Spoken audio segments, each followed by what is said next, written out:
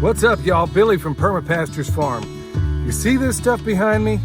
It's called Chinese silvergrass, and it is the scourge of these mountains. It used to be everywhere. I'm going to show you how we get rid of it and how you could get rid of problem things around your place as well.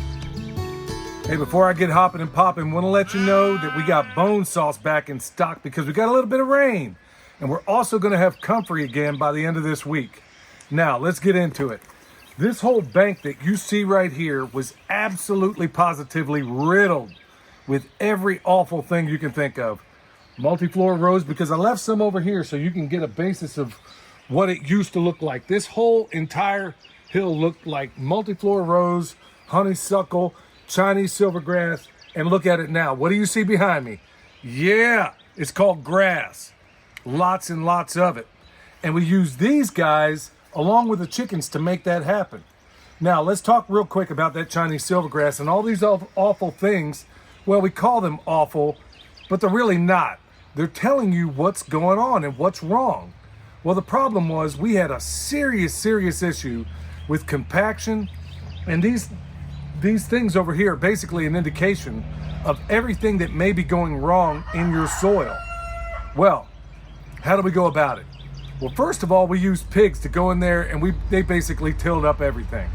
They got rid of everything that we didn't want to mess with because honestly, it was nearly impossible just to walk through here. Okay, when the pigs gave us, they were like our sappers, okay? They went in first and they basically cut a lane for us. When that was done, we brought in the sheep. Still couldn't bring in the chickens yet, but now the sheep ate up whatever the pigs didn't mess up. And then it allowed us to go in there behind them and get rid of the big stuff. So, what you see right now, these sheep are basically like, hey dude, are you gonna move us or what? Because right now we are in spring flush. And these guys, this is their second day on pasture. Now, technically they've been on pasture, but it's been over in that area where it looks all gray. That was one of the last places down in the major pasture on the side of this mountain where it was nothing but Chinese silvergrass. So we let them go through, and then when they were done, I cut down all of that silvergrass down to the bottom. Because the only reason it's there is because it loves highly compacted bacterial soil with no fungus whatsoever. So what do? We left them over there about 4 days, left them in that paddock, and I covered almost every square inch of it with hay. That's where we feed hay, okay? Over there where we need to restore the soil. We did the very same thing in the area that you see me standing in right now. But now here we are in spring flush, and it's time for these guys. Remember, when that grass is moving quick, you want to move them quick. When it's slow, okay, you move them slow. They're over here digging it up. They didn't eat everything up, if you'll notice. They've eaten about maybe a third of it, and they left a lot of it there. But because now that we've gotten rain and things are really kicking, they're going to be moving from that paddock into this paddock that I'm standing right now, and I'm basically going to make another one. Then we're going to let them loose, and this is why I do what I do, folks. This is why I love farming so much, is because we can take them, when you move those animals, and you just see how happy they are. You see how happy they are when they're out here doing what Joel would call the sheepness of the sheep. You know that you're doing it right. All right, without all the, look, these guys are getting impatient. They're like, okay, man, you know, tastes great, but less filling. Let's move us over. So that's exactly what we're going to do. I'm going to grab another net, pick it up where I left off over here, start down, and then we'll get them over.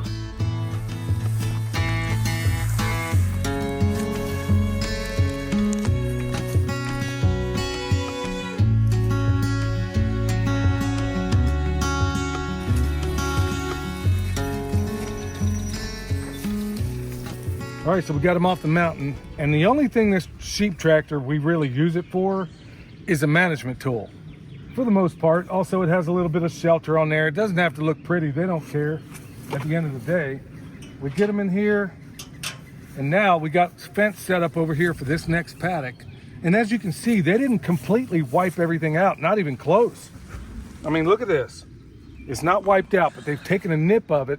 Now it's time to get them from here to there, and that is my favorite part of every day when these guys go to a new pasture, because you can see in their behavior that they absolutely positively love it.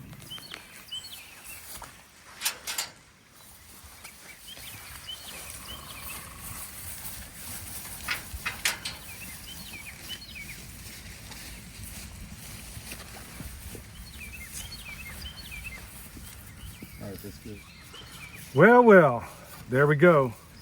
And here's our little Judas sheep, Walter. That's Michelle's little pet. The rest of these guys are food. You see this stuff right here? This is multiflora rose, okay? Before now, this thing would be up to here. But because it cannot withstand the impact that grass can, when these guys come out here and they strip this thing, and trust me, it will be stripped. They'll probably cut it off at the bottom. They do nearly as much as a goat will. The cool thing about it is, because they stay on top of this and because we move them frequently, this thing will never be able to take root again. It will never thrive. So you may have cases where you may have to chop it down because it's 10 feet tall, but in cases like this, where it was this tall, now it's this tall, and then give it a little more time, it'll go away. That's using the sheepness of the sheep. I mean, look at this. If you were a sheep, isn't this where you would want to be? Because it would certainly be where I'd want to be if I were a sheep. And this is how we do it, y'all. So it really doesn't take, you don't have to go out and get all these fancy implements and do all these other things that people think they need to do. This is an absolute test case where it looked, I mean, it was awful. There's a reason why nobody wanted this place, okay? It's a reason why we bought it. And so you can take something that was absolutely inundated, like right over here with that Chinese silvergrass, that whole hill over there on the other side of that little valley, it was all covered with Chinese silvergrass. Give it a little bit of time and a little bit of TLC and a couple of other things that we'll do that I'll cover in later videos.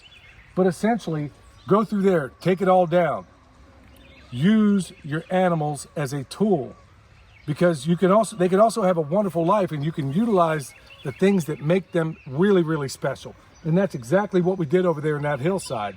Now, they're not going to be back there for quite a while. In fact, they're just going to be working over in areas like this where we're green and everybody else around us is still brown, okay? There's a reason for that, and it comes down to management. So folks, like over here in the area they just left, I want you to take a good look over here. I mean, it isn't wiped out. They've eaten off the tops of it, and now this stuff is stimulated to really, really, really grow.